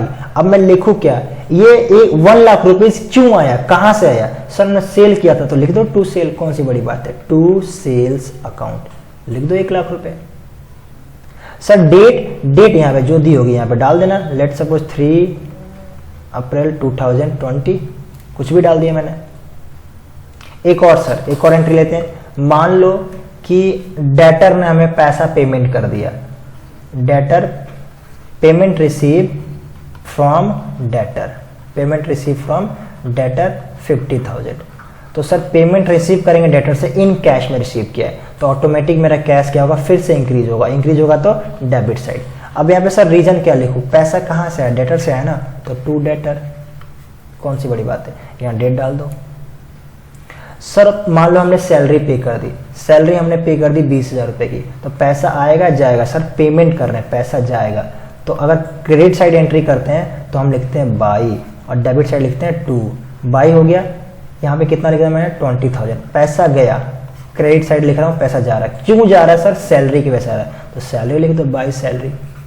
यानी जिस रीजन की वजह से पेमेंट हो रही है इस साइड लिख दो, जिस रीजन की वजह से रिसीव हो रहा है इस साइड लिख दो, साथ में डेट जो दिया ट्रांजेक्शन डेट चलते जाओ। उसके बाद इसको हम क्या कर देंगे, टोटलिंग कर देंगे, जो भी मेरा बैलेंस फिंगर आएगा वो निकाल लेंगे, ठीक है। तो ऐसे हम बनाते हैं सिंगल कॉलम कैश बुक। अब sir double column cash book कैसे बनाते हैं, तो पहले सिंगल कॉलम का एक क्वेश्चन तो कर लें, फिर आ जाएंगे डबल कॉलम पे, क्या दिक्कत है। देखते हैं, तो ये आपकी बुक है जो स्टडी मटेरियल है हमारा, और टॉपिक वाइज बिल्कुल हम चल रहे हैं, एक भी टॉपिक हम मिस नहीं कर रहे हैं, ठीक है ना। तो देखो ये सब समझाया है, ledger folio, debit, credit, special journal, सब मैंने समझा दिया, आप एक बार रीड कर लेना। और सबसे सीधा आते हैं हम लोग, अच्छा ये आपकी एंट्रीज दी हुई है, जनरल एंट्री कर लेना। और ये देखो मल्टीपल चॉइस क्वेश्चन एमसीक्यू दिया हुआ है, इसमें कोई डाउट हो तो मेरे से पूछ लेना टेलीग्राम पे, अदरवाइज अगर ज़्यादा डाउट होगा तो मैं नेक्स्ट लेक्चर में इसको सॉल्व भी करा दूंगा, लेकिन बहुत छोटे छोटे क्वेश्चन में सॉल्व नहीं करा रहा हूँ, ठीक है। तो जनरल के दो पार्ट्स होते हैं, पहले पार्ट से सब्सिडरी, दूसरा है जनरल प्रॉपर। सब्सिडरी बुक्स ये रहा, समझा दिया मैंने सब्सिडरी बुक्स, इसमें कौन कौन से ट्रांजेक्शन रिकॉर्ड होते हैं, कैश, क्रेडिट, जो भी चीज़ें मैंने सारी समझा दी अभी, ठीक है। और अब देखो दो पार्ट होते हैं ना, सब्सिडरी बुक्स, देखो वहाँ सब्सिडरी बुक्स लिखा है, पीछे स्पेशल जर्नल लिखा हुआ था। सब्सिडरी बुक्स और स्पेशल जर्नल एक ही होता है, स्पेशल जर्नल, ठीक है। अब स्पेशल जर्नल में सबसे पहला जो बात आती है किसकी आती है, तो सर कैश बुक की। किसकी आती है, ये रहा कैश बुक का। कैश बुक कितना टाइप के होते हैं सर, 3 टाइप के, सिंगल कॉलम, डबल कॉलम और ट्रिपल कॉलम। ये कौन सा है, सिंगल कॉलम है, सिर्फ सिंगल कॉलम, सिर्फ कैश का अमाउंट रिसीव किया है। देखो यहाँ क्या लिखा, पर्टिकुलर, और अभी हमने फॉर्मेट देखा हुआ, लिखा था रिसिप्ट और पेमेंट। कुछ भी लिखो कोई दिक्कत नहीं है, रिसिप्ट, पेमेंट लिखो, पर्टिकुलर लिखो, कुछ भी लिख सकते हो। और थोड़ी सी यहाँ पे और गलती कर दी इन लोगों ने, यहाँ पे टू नहीं बाई आएगा, भाई क्या कर रहा है, ठीक है। ये इन्होंने क्वेश्चन किया हुआ है। अब देखो यहाँ पे क्या बोला, types of cash book, single column, double column और ट्रिपल कॉलम। 3 कॉलम के कैश बुक हो सकते हैं, सिंगल, डबल और ट्रिपल। तो पहले हमने सिंगल कॉलम पढ़ा, तो सिंगल कॉलम पे एक क्वेश्चन दिया हुआ, छोटा सा देख लेते हैं करके, हो जाता है कि नहीं होता। तो देखो सबसे पहले क्या बोला है, क्वेश्चन लिखते हैं, लिखा है कि right of single column cash book, single column cash book आपको बनाना है, ये डेट दे रखी है, इसको यहाँ से स्टार्ट है, और ये एक सीरियल नंबर दिया हुआ है, अच्छा डेट दिया हुआ है, सॉरी 15 अप्रैल। तो अब हम क्या करेंगे, तो यहाँ पे देखो मेरा, अगर मैं चलो इसी में दिखा देता हूँ, अलग से मैं कुछ सॉल्व नहीं करता। यहाँ पे क्या मेरे पास बैलेंस इन हैंड, ऑलरेडी मेरे पास बैलेंस है। जब मेरे पास बैलेंस होता है क्या करते हैं उसको, ओपनिंग बैलेंस। ओपनिंग बैलेंस को कहाँ शो करते हैं, टू बैलेंस बीड, यानी balance brought down, debit side. यार बैलेंस है ना, तो जो भी बैलेंस होता है एसेट का, डेबिट बैलेंस होता है, डेबिट साइड ही तो जाएगा। तो यहाँ लिखो, लिखा 1 अप्रैल, ये अप्रैल, 1 अप्रैल कितना, 5000, ठीक है जी। Sold goods to mister Z on credit, जरा मुझे बताओ इसकी एंट्री होगी क्या, sold goods to mister Z on credit. Sir हमने सामान बेचा मिस्टर जेड को क्रेडिट में, ये तो क्रेडिट सेल है, कैश से तो कोई लेना देना नहीं है, तो इसकी एंट्री कैश बुक में नहीं होगी। अगर कोई पूछता कहाँ होगी, तो सर सेल बुक में होगी। आपने कहा था क्रेडिट सेल को सेल बुक में और क्रेडिट परचेज को परचेज बुक में, तो इसकी एंट्री सेल बुक में होगी, कैश बुक में नहीं होगी। कैश बुक से कोई लेना देना नहीं, ना तो कैश आया ना तो गया। सोल्ड गुड्स फॉर कैश, हमने कैश में सामान बेचा, तो कैश इंक्रीज या डिक्रीज, सर इंक्रीज, इंक्रीज हुआ है डेबिट साइड। देखो क्या लिखा है, टू सेल्स अकाउंट कितना 1000। उसके बाद परचेज गुड्स ऑन क्रेडिट, हमने क्रेडिट में सामान खरीदा है, क्या इसकी एंट्री होगी क्या, नहीं सर, क्रेडिट में सामान खरीदा तो इससे कैश का कोई लेना देना नहीं है, तो इसकी एंट्री भी हमारी बुक्स में नहीं होगी। कहाँ होगी सर, परचेज बुक में होगी, क्योंकि परचेज बुक में क्रेडिट परचेज की एंट्री होती है, अभी आपने समझाया था। अच्छा उसके बाद क्या लिखा है, pay to mister P 2000 and receive discount 200। Mister P को हमने कितना पे कर दिया, तो मिस्टर पी को हमने पे कर दिया 2000 और डिस्काउंट कितना मिला 200 का। तो देखो इस डिस्काउंट से मुझे क्या लेना देना, मेरा कैश तो 2000 का गया है, तो 2000 की एंट्री मैं यहाँ पे कर दूंगा क्रेडिट साइड। क्या कर दूंगा, क्रेडिट साइड 2000 रुपये की एंट्री हम कर देंगे। क्यों करेंगे सर क्रेडिट साइड, क्योंकि मेरा पैसा 2000 रुपये गया है। अब डिस्काउंट का क्या मतलब है सर, डिस्काउंट जब ट्रिपल कॉलम पढ़ाएंगे ना तो उसमें डिस्काउंट का देख लेंगे क्या मतलब है, ठीक है जी। अभी तो मेरा कैश गया 2000, तो मैंने 2000 की एंट्री कर दी। Return goods to mister P, हमने मिस्टर पी को गुड्स रिटर्न किया, तो भाई कैश से तो कोई लेना देना है नहीं ना, ये तो परचेज रिटर्न में जाएगा, सीधी सी बात है, खरीदा हुआ रिटर्न कर दिया तो परचेज रिटर्न में जाएगा। गुड्स रिटर्न पे मिस्टर जेड को हमने बेचा था, उसने रिटर्न कर दिया, तो ये सेल रिटर्न है, तो ये सेल रिटर्न बुक में जाएगा, ये परचेज रिटर्न बुक में जाएगा, इससे भी कोई लेना देना मेरे इसमें नहीं है। अगर हमने अच्छा क्या लिखा, सेल रिटर्न बाई जेड ने रिटर्न किया, जेड को हमने कहीं बेचा है क्या, ऊपर देखो जरा, जेड को हमने कहीं बेचा है क्या, अभी हाँ बेचा तो है, इधर देखो, sold goods to mister Z, credit में बेचा था तो रिटर्न करेगा तो कहाँ जाएगा, इसने क्रेडिट में बेचा ना, तो क्रेडिट में आपने बेचा था तो कैश बुक में तो वैसे ही एंट्री नहीं होगी, तो उसकी रिटर्न की भी कैश बुक में नहीं होगी। सिंपल सी बात है, आपने क्रेडिट में बेचा तो सेल बुक में रिटर्न किया, तो जब रिटर्न आएगा, आपने क्रेडिट में बेचा तो सेल बुक में एंट्री की, रिटर्न आएगा तो सेल्स रिटर्न बुक में एंट्री करना है। इससे क्या करें हम, इससे कोई लेन देन हमारे पास नहीं है।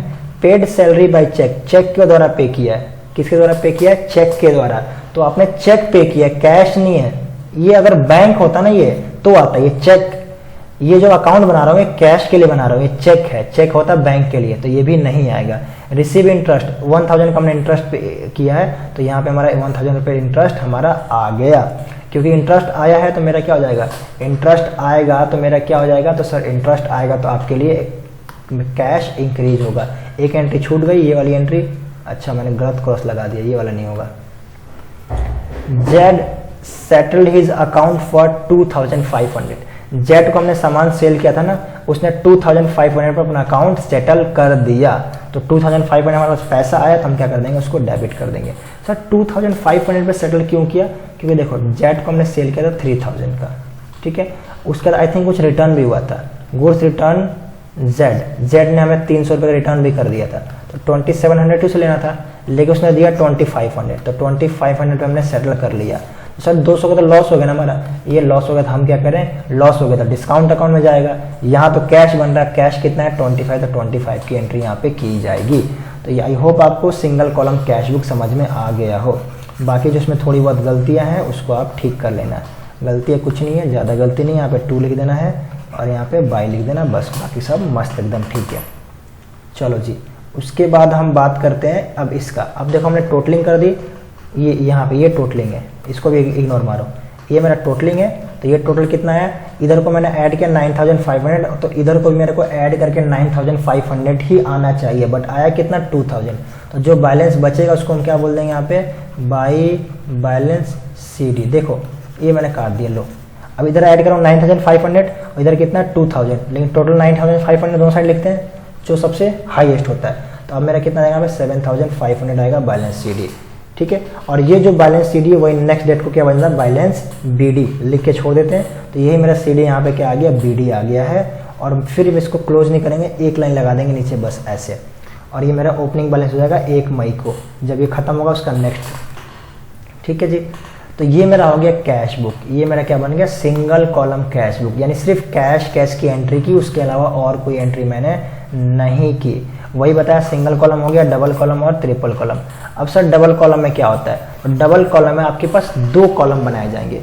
डबल कॉलम में आपके पास कोई भी 2 कॉलम बनाए जाएंगे, कोई भी 2 कॉलम। यहाँ पे आपके पास सिर्फ एक कॉलम है कैश बुक का, सिर्फ एक ही कॉलम है कैश का, लेकिन डबल कॉलम में आपके पास 2 कॉलम बनेंगे। अब सर 2 कॉलम कौन से बनेंगे, 2 कॉलम आपकी मर्जी है, आप चाहो तो कैश और डिस्काउंट का बना दो, चाहो तो कैश और बैंक का बना दो, चाहो तो बैंक और डिस्काउंट का बना दो। तो सर हम कौन सा बनाएंगे, जो आपके क्वेश्चन में बोला होगा।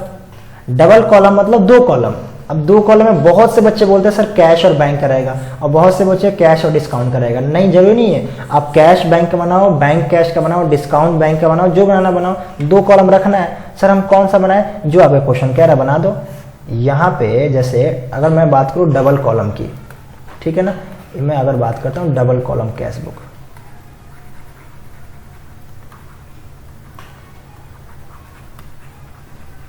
Double column cash book. अब डबल कॉलम का मतलब क्या है, मतलब ये कि आपके यहाँ पे कॉलम 2 होंगे। देखो डेट तो ऐसी रहेगा, यहाँ पे रिसिप्ट लिखो या पर्टिकुलर लिखो, कोई दिक्कत नहीं है। अब यहाँ पे एक कॉलम था सिर्फ और सिर्फ कैश का, सिंगल कॉलम है, यहाँ पे एक मैंने कॉलम बना दिया बैंक का, 2 कॉलम हो गया। यानी अगर कैश रिसीव होगा तो यहाँ एंट्री होगी, और बैंक रिसीव होगा तो यहाँ एंट्री होगी, बाकी उसका यहाँ तो ट्रांजेक्शन लिखा ही जाएगा। उसके बाद फिर से क्या हो गया, यहाँ पे फिर से यहाँ पे डेट हो गया, ठीक है, फिर यहाँ पर्टिकुलर या पेमेंट जो लिखना लिखो, फिर यहाँ पे 2 कॉलम। अगर कैश पेमेंट होगा तो यहाँ एंट्री होगी, और बैंक का पेमेंट होगा तो यहाँ एंट्री होगी। अभी मैं क्वेश्चन करके भी दिखाऊंगा। ये आपका फॉर्मेट है, ये क्या बन गया, डबल कॉलम, कैश बैंक, यानी एक ही बुक में 2 कॉलम बना दिया गया, एक साइड कैश का और एक बैंक का, डबल कॉलम।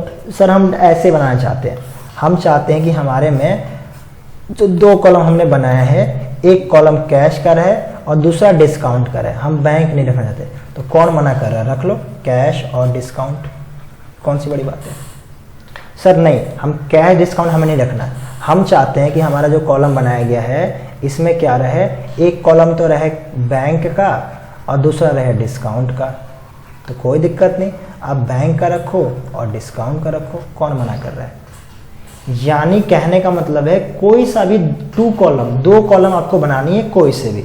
अब सर कोई सा भी थोड़ी बना देंगे, कोई सा कहने का मतलब जैसा क्वेश्चन है वैसा बनाओ। डबल कॉलम में सब आता है, तीनों आता है, देखो यहाँ भी 2 कॉलम है, वहाँ भी 2 कॉलम है और यहाँ भी 2 कॉलम है। सर बैंक डिस्काउंट ये रहा, देखो bank discount, sir cash discount ये रहा, सर कैश बैंक ये रहा, कुछ भी ले लो, डिस्काउंट बैंक, अब तो कुछ बचता ही नहीं है, सब तो हो ही गया। या तो ये लो, यही पेयर बनेंगे, इसके अलावा कोई पेयर बन ही नहीं सकता। अगर बना सकते तो वो भी ले लेना, कोई दिक्कत नहीं है, 2 कॉलम होना चाहिए बस, ठीक है जी। आपके जैसा क्वेश्चन बोलागा ऐसा आपको बनाना पड़ेगा। अब नेचर की बात करें, देखो अब थोड़ा सा नेचर की बात कर लेते हैं, कब किस साइड एंट्री होगी। तो बैंक हो या कैश हो, बैंक हो या कैश हो, दोनों हमारे पास क्या है, तो सर दोनों है एसेट्स। और एसेट का नेचर क्या होता है, तो एसेट का नेचर होता है आएगा तो डेबिट, जाएगा तो क्रेडिट, यानी इंक्रीज होगा तो डेबिट, डिक्रीज होगा तो क्रेडिट। यानी अगर बैंक या कैश इंक्रीज होगा तो किस साइड एंट्री होगा, डेबिट साइड, आपको पता है, और डिक्रीज होगा तो किस साइड एंट्री होगा, क्रेडिट साइड। तो बैंक और कैश में तो कोई दिक्कत नहीं है। सर कैश और डिस्काउंट, यानी ये भी सिंपली क्या होगा, कैश इंक्रीज होगा तो डेबिट साइड, डिस्काउंट हमने दिया है तो डिस्काउंट हम देंगे तो उसको बोलते हैं डिस्काउंट अलाउड, और डिस्काउंट अलाउड कहाँ जाएगा, तो डिस्काउंट अगर अलाउड होगा तो डेबिट साइड, और डिस्काउंट रिसीव होगा तो क्रेडिट साइड। क्योंकि डिस्काउंट अलाउ करोगे तो एक्सपेंस, एक्सपेंस है तो डेबिट, और डिस्काउंट दोगे तो आपका इनकम, सॉरी डिस्काउंट अलाउड करोगे यानी दोगे तो आपका एक्सपेंस, एक्सपेंस यानी डेबिट साइड, और डिस्काउंट अगर मिलेगा रिसीव करोगे तो आपका इनकम, इनकम यानी क्रेडिट साइड। तो जब डिस्काउंट का कॉलम बनेगा तो उसमें 2 कॉलम जो होंगे, इधर लिखा होगा डिस्काउंट अलाउड डेबिट साइड, इधर लिखा होगा डिस्काउंट रिसीव क्रेडिट साइड लिखा होगा। तो कैश आएगा तो डेबिट और कैश जाएगा तो क्रेडिट, इसकी बात खत्म हो गई। अब बात आती है सर डिस्काउंट की। तो डिस्काउंट आपने अलाउ किया तो डेबिट, यानी किसी को 200 का डिस्काउंट देते हैं यहाँ लिखो, किसी का 500 का डिस्काउंट यहाँ लिखोगे, और आपको किसी ने आपको डिस्काउंट दिया है 150 रुपये का, आपको डिस्काउंट मिल गया यहाँ लिख दो। डिस्काउंट रिसीव है तो क्रेडिट, और डिस्काउंट दिया है तो डेबिट, ठीक है। सेम ऐसे ही बैंक हमारे क्या, एसेट, एसेट आएगा तो डेबिट और जाएगा तो क्रेडिट, यानी इंक्रीज होगा तो डेबिट, डिक्रीज होगा तो क्रेडिट। अब बात आती है फिर से डिस्काउंट की, तो वही ऊपर जो है डिस्काउंट अलाउड है तो डेबिट, डिस्काउंट रिसीव है तो क्रेडिट, रिसीव है तो इनकम, इनकम होता है क्रेडिट। आप लेक्चर 8 जरूर देख लेना प्लीज, एक बार देख लेना उसको, ठीक है जी, वो आपके भलाई के लिए बोल रहा हूँ मैं। तो ये मेरा हो गया ये सारी कलम। अब बात आती है ट्रिपल कॉलम की। तो ट्रिपल कॉलम में लड़ाई ही खत्म, झगड़ा ही खत्म, क्योंकि हमने 3 कॉलम बना दिए और तीनों का लिख दिया, भाई लड़ना नहीं, ये लो तीनों का हमने कर दिया वहीं पे। ट्रिपल कॉलम में क्या कर दिया, 3 कॉलम बनाए और तीनों का लिख दिया, हमने लिख दिया। अब सर सीरीज क्या रहेगा, अरे सीरीज यार कुछ भी लिखो, कौन जा रहा है। यहाँ कैश लिख दिया, यहाँ बैंक लिख दिया, और डेबिट साइड में हमेशा डिस्काउंट अलाउड होता है, तो यहाँ मैं लिख दिया डिस्काउंट अलाउड, डिस्काउंट अलाउड, ठीक है। यहाँ पर्टिकुलर या पेमेंट जो लिखना लिखो, पर्टिकुलर मतलब डिटेल्स या पे रिसिप्ट इस साइड लिखो, ठीक है। और यहाँ पे फिर से क्या बन गया मेरा, फिर से बन गया कैश, बैंक और डिस्काउंट रिसीव, ठीक है। सर डेट नहीं लिखा, हाँ डेट छूट गया, यहाँ पे डेट लिख दो यहाँ पे, और इधर भी एक डेट लिख दो, ठीक है जी। तो ट्रिपल कॉलम में कोई झगड़ा ही खत्म, स्यापा ही खत्म। क्यों खत्म, क्योंकि तीनों कॉलम है, कैश इंक्रीज होगा तो यहाँ पे, बैंक इंक्रीज होगा तो यहाँ पे, डिस्काउंट दोगे तो यहाँ पे, कैश डिक्रीज होगा तो यहाँ पे, बैंक डिक्रीज होगा तो यहाँ पे, डिस्काउंट मिलेगा तो यहाँ पे, खत्म कहानी। ये मेरी ट्रिपल कॉलम कैश बुक है। अब देखो मल्टी कॉलम में भी ये भी हो सकता है कि सर इससे ज़्यादा हो जाए, तो कर लो अगर बोला हुआ है तो, लेकिन वो आता नहीं है आपके एग्जाम में और ना बोलेगा आपको बनाने के लिए, ठीक है। तो ये देखो ये क्या बोला है, यहाँ पे दिया है डिस्काउंट, देखो डबल कॉलम का क्या बोला है, cash, single column, double column में क्या बोला है, कैश डिस्काउंट, कैश, अच्छा ट्रिपल कॉलम दे दिया कैश बैंक डिस्काउंट, ठीक है। उसके बाद हमारा क्या है देखते हैं, आगे चलते हैं। ये हमारी क्या है, एक होता है कॉन्ट्रा ट्रांजेक्शन। अब कॉन्ट्रा ट्रांजेक्शन क्या होता है, कॉन्ट्रा ट्रांजेक्शन ये होता है जो डबल कॉलम हम बनाते हैं ना, डबल कॉलम कैश बुक, तो उसमें क्या होता है कि 2 कॉलम हमने बना दिया, लेट सपोज एक कैश का बना दिया और दूसरा बना दिया बैंक का, ठीक है। अब ऐसी एंट्री जो कैश और बैंक दोनों को अफेक्ट करे, ऐसी कोई एक एंट्री जो कैश और बैंक दोनों को अफेक्ट करे, ये मेरा कॉन्ट्रा ट्रांजेक्शन होता है। सर ऐसी कौन ऐसी एंट्री हो सकती है, आपने मान लो कैश डिपॉजिट कर दिया 50,000 रुपीज इन बैंक, अब जरा मुझे बताओ, कैश डिपॉजिट किया तो कैश क्या हो जाएगा, डिक्रीज, कम होगा। तो किस साइड एंट्री करोगे, तो कैश में लिखोगे क्रेडिट साइड। भाई कम हो गया, क्यों कम हुआ, रीजन क्या आएगा, बाई बैंक, यानी पैसा बैंक में चला गया। और यहाँ पे बैंक में कुछ नहीं आया, क्रेडिट साइड बैंक में कुछ नहीं आएगा कि बैंक थोड़ी डिक्रीज हुआ, कैश डिक्रीज हुआ। मैंने कैश में एंट्री की, बैंक में कुछ भी नहीं लिखा, डैश डाल दिया।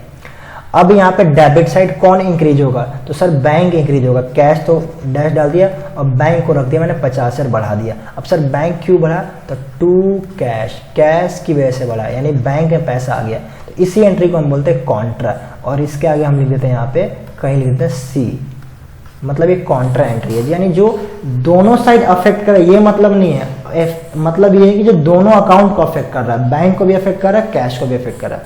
सर एक और एंट्री ना दो, मान लो cash withdrawal from bank, cash withdrawal from bank, personal use के लिए नहीं, कंपनी के लिए निकाला है। तो यहाँ कहीं भी ड्राइंग में लिखा है या पर्सनल यूज में लिखा, सिर्फ लिखा cash withdrawal from bank, cash withdrawal from bank.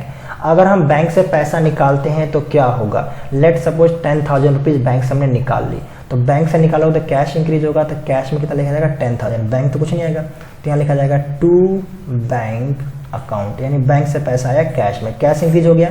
और सर डिक्रीज क्या होगा, डिक्रीज होगा सर बैंक, तो बैंक में एंट्री कर दो 10,000 की यहाँ पे, और यहाँ लिख दो बाई कैश, यानी कैश की वजह से। देखो कैश में एंट्री की तो बैंक लिखा, बैंक में एंट्री की तो कैश लिखा, ये भी मेरी कॉन्ट्रा एंट्री है, इससे भी दोनों का इफेक्ट आ रहा है। तो इसको हम कहते हैं कॉन्ट्रा एंट्री। ठीक है, बाकी भी सारे एग्जांपल्स लिखे हो, आप इसको पढ़ के इजीली समझ सकते हो, देख सकते हो, ज़्यादा कोई टफ नहीं है। ठीक है जी, आगे चलते हैं। सर आगे हमारे पास क्या दिया हुआ है, देखो अब यहाँ पे एक क्वेश्चन दिया हुआ है और आपको इस क्वेश्चन में बोला हुआ है कि आप क्या करो, एंट्री करो। एंट्री करनी है मतलब क्या बनाना है, अरे बस कर भाई, या तो ऊपर ही हो जा या नीचे ही हो जा, ठीक है ना।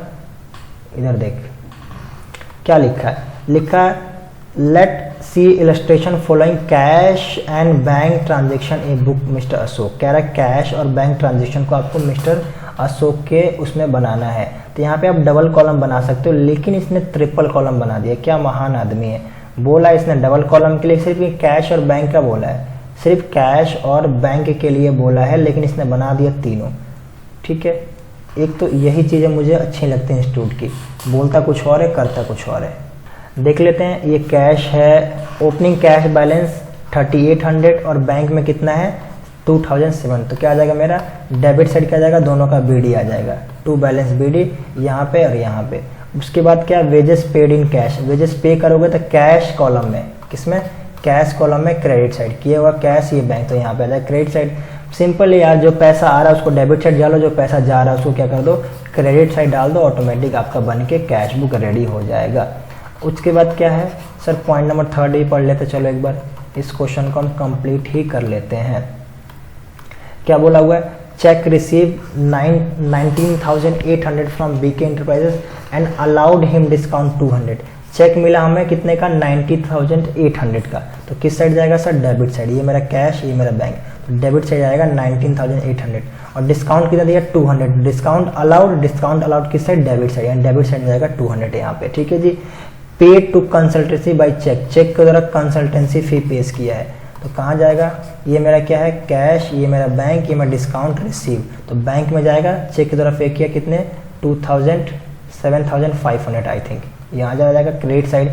उसके बाद क्या बोला, कैश 2,500 विड्रॉल फ्रॉम बैंक, ये मेरी कॉन्ट्रा एंट्री है, बैंक से कैश विड्रॉल किया, तो कैश मेरा क्या हो जाएगा 2,500 से इंक्रीज करेगा, तो कैश में क्या आ जाएगा डेबिट साइड, और बैंक में क्या आएगा 2,500 क्रेडिट साइड, क्योंकि बैंक डिक्रीज करेगा। यहाँ कैश के सामान लिखेंगे बैंक और बैंक सामान लिखेंगे बाई कैश। ठीक है ना, कर सकते हो, कोई ज़्यादा टफ नहीं है, बहुत ईजी है। सर उसके बाद क्या बोला है, उसके बाद बोला है रिसीव चेक 4,500 फुल सेटलमेंट। देखो receive cheque 4,500 full settlement of account of mister X, discount 10% and deposit in same into bank. Cheque मिला, चेक को मैं तुरंत बैंक में डिपॉजिट कर दिया, कितने का मिला, ₹4,500 इन full settlement of account of mister x. अब मिस्टर एक्स का अकाउंट को फुल सेटलमेंट किया गया, तो क्या मिस्टर एक्स की कोई एंट्रीज ऊपर दी गई है सेल परचेज की, ताकि हम देख सकें कि कितने का लेना कितने का देना। सर कहीं भी एंट्री कोई नहीं दिया गया। इसका मतलब क्या है, अगर हमने मिस्टर एक्स का कितना अगर हमने उससे चेक कितना रिसीव किया है, टोटल 4500 रिसीव कर लिया है, टोटल 4500 का चेक रिसीव हुआ है और उसको 10% का डिस्काउंट दिया, तो क्या मुझे कोई बता सकता है कि डिस्काउंट अलाउड कितना है? तो आप लोग यही बोलोगे सर देखो 4500 का 10% कितना आएगा 450। नहीं, बिल्कुल गलत है, डिस्काउंट अलाउड ये नहीं है। यहाँ पे क्वेश्चन फिर से एक बार ध्यान से खोलो, क्वेश्चन क्या बोलता है? क्वेश्चन बोल रहा है कि हमने 4500 रिसीव किया डिस्काउंट देने के बाद, इसका मतलब मेरी जो लाइबिलिटी जो ड्यू होगी उसके यहाँ वो 5000 होगी, तभी तो आपने 5000 का 10% डिस्काउंट कितना आएगा 500। हमने 500 का डिस्काउंट दिया, उसके बाद उसने 4500 रिसीव किया। हमें 4500 रिसीव हो गया है, ऐसा नहीं कि 4500 का चेक आएगा तो उसमें 10% फाड़ के दोगे, ये लो सर आपके पास चेक आ गया 4500 का, आपने कहा 10% डिस्काउंट देना, ये ले 450 रुपये ले जाए मेरे पास है, ये थोड़ी होता है यार। उसने जो चेक बनाया 10% डिस्काउंट काट के ही बनाई है, यानी रियल वैल्यू आपकी 5000 होगी, जिसमें से आपको 500 का डिस्काउंट देने के बाद 4500 का चेक मिला है। जो मिल गया, उसमें से क्या डिस्काउंट, तो 4500 रुपये आपको क्या करना पड़ेगा, बैंक अकाउंट में दिखाना पड़ेगा डेबिट साइड, और डिस्काउंट अलाउड में दिखाना पड़ेगा 500, कैश में कुछ भी नहीं आएगा। अच्छा सर, उसके बाद क्या लिखा है, X cheque dishonour by the bank, और जो उसने चेक दिया था वो क्या हो गया, डिसऑनर हो गया। अब जरा मुझे बताओ, आपने क्लास 11 में पढ़ा हुआ है, जब चेक डिसऑनर होता है क्या करते हैं? जब चेक डिसऑनर होता है तो हम क्या करते हैं, बताओ जरा मुझे। तो जब चेक डिसऑनर होता है तो हम क्या करते हैं, कोई बता सकता है? तो सर जब चेक डिसऑनर होता है तो हम क्या करते हैं, वापस डेटर क्रिएट कर देते हैं। और अगर चेक डिसऑनर होता है तो उसका एक सिंपल रूल है कि जो भी हमने डिस्काउंट दिया उसको रिवर्स कर देंगे, जो भी हमने उसको डिस्काउंट दिया उसको कर देंगे, रिवर्स कर देंगे। देखो मैं एंट्री बताता हूँ ताकि समझ में आपको आ जाए। अगर आपके पास चेक रिसीव हुआ तो एंट्री क्या बनेगी, हमें बैंक में डिपॉजिट कर दिया था तो बैंक हमारा इंक्रीज हो जाएगा, बैंक अकाउंट डेबिट कितने का 4500 का। डिस्काउंट हमने दिया, डिस्काउंट हमारे लिए एक्सपेंस या लॉस, जो बोलना बोलो, लॉस है वैसे तो देखा जाए तो। डिस्काउंट अलाउड अकाउंट डेबिट कितने का 500 का, टू मिस्टर एक्स अकाउंट 5000 का। ये एंट्री बननी थी, हमने बना दी, बैंक में डेबिट कर दिया, डिस्काउंट में भी डेबिट कर दिया, और लिखा गया यहाँ पे टू मिस्टर एक्स। लेकिन सर ये डिसऑनर हो गया, उसका पैसा बैंक को मिला नहीं, चेक बेकार निकला, तो अब क्या करेंगे? अब हम एंट्री क्या करेंगे, रिवर्स करेंगे। रिवर्स क्यों करेंगे, यानी वापस से जेट को अपना डेटर बनाएंगे, यानी फिर से उसके ऊपर लायबिलिटी इंपोज करेंगे, यानी डेटर उसको फिर से बनाएंगे। अब ये तो क्रिएट हो गया था, वैल्यू नील हो गई थी, अगर किसी नाम को तुम डेबिट करोगे अगेन तो तुम्हारा डेटर बन जाएगा, यानी फिर से लिख देंगे मिस्टर एक्स अकाउंट डेबिट। अब कितना लेंगे, फिर से 5000 टू बैंक अकाउंट, और बैंक को मेरे को क्या करना है 4500 क्या करना पड़ेगा, क्रेडिट करना पड़ेगा। जो मैंने डेबिट किया था फालतू में वो वापस मेरे को क्रेडिट करना पड़ेगा, क्योंकि उसकी वैल्यू मेरी इंक्रीज सच में नहीं हुई है। और टू डिस्काउंट अब मैं कर दूंगा, जो मैंने अलाउ किया था ये वाला, अब मैं उसको चेंज कर दूंगा रिसीव में, यानी उसको डिस्काउंट मैं नहीं दूंगा। यानी देखो मेरे अगर दोनों को मैं इक्वल करूं तो मेरी वैल्यू ऑटोमेटिक नील आएगी, यानी जो पैसा आया डेबिट किया फिर मैंने क्रेडिट कर दिया, यानी पैसा मेरे को मिला ही नहीं ना, तो मैं रिवर्स कर दिया। देखो वही एंट्री की होगी इन्होंने, यहाँ देखो पहले जब चेक रिसीव किया हमने एंट्री की मिस्टर एक्स में, बैंक में इतना, और यहाँ पे, और जब उसको रिवर्स किया तो यहाँ देखो डिस्काउंट रिसीव में कितना 500, अब मिस्टर एक्स को फिर बैंक में कर दिया क्रेडिट कितना। टोटल मैंने ऐड किया, इधर भी ऐड किया, जो पैसा कम है वो मेरा क्या आ जाएगा, बैलेंस CD। क्या आ जाएगा मेरा, बैलेंस CD। यहाँ पे लगता है ये लोग 2 और बाई लिखना शायद भूल गए हैं, ठीक है ना। तो आप ऐसा कर सकते हो, आप डबल कॉलम ट्रिपल कॉलम जो भी आपको बनाना है बना सकते हो। अच्छा सर, सब्सिडरी बुक्स में अब हमने क्या क्या डिस्कस कर ली, हमने बहुत सारी चीज़ें डिस्कस कर ली। देखो यहाँ तक हमने सब्सिडरी बुक्स पढ़ ली। सब्सिडरी बुक्स में सिंपली हमने ये सारी चीज़ें डिस्कस कर ली। हमने क्या किया, हमने इसको तो पढ़ने की कोई ज़रूरत ही नहीं, जनरल प्रॉपर की, है ना। जो जनरल प्रॉपर है इसको हमें रीड करने की ज़रूरत ही नहीं है, अभी तो हमने किया था, ये जनरल प्रॉपर ही है। मतलब जो एंट्री इन सब में नहीं आएगी वहाँ चली जाएगी वो, और उनकी एंट्री नॉर्मल होगी जैसे आपको आता है जनरल एंट्री करना। अब बात करें स्पेशल या सब्सिडरी की, तो इसमें हमने कैश बुक कंप्लीट कर लिया। अभी purchase book, cell book, return, inward, ये सारी बैक बुक रह रही है। अब इन सब को कैसे मेंटेन करना है मैं नेक्स्ट